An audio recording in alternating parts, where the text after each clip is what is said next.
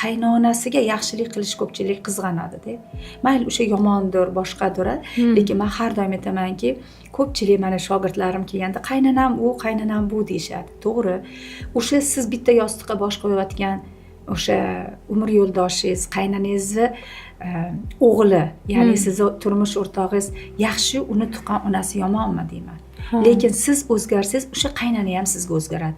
Mayli siz qo'lingizdan kelganini qiling, mayli u yomondir. Hech kim qaynani o'g'limni o'ylantirib, ertaga bir ikkita bolali bo'lgandan keyin ajratib yuboraman yoki turmush qilib menga yoqmasa ajratib yuboraman degan fikr niyat bilan o'ylantirmaydi-da o'zi aslida.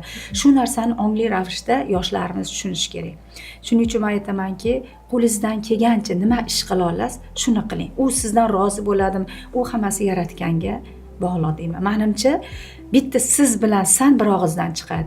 Agar tabassum bilan uzr bilmabman deb bitta chiroyli qilib boshingizni bunday egsa, o'sha tosh qaynana hamcha qalbi yumshab, erib, boshqacha duoga o'tadi. Mayli birinchi safar qilmasin, 2-3 marta shu narsani takrorlang deyman. Hech qatingiz kamayib qolmaydi. Agar siz hayotingiz o'zgarib, kelajakda muvaffaqiyatli yoki baxtli ayol bo'lishini xohlasangiz, shu ishni qiling. Xohlang qiling, xohlang qilmang deyman. Demak, nimaga pulga chiqa olmayapman, pul bloklarimni ochib qo'ying deb keladigan mijozlarim, mana juda ham katta multimillioner desam bo'ladi sizni.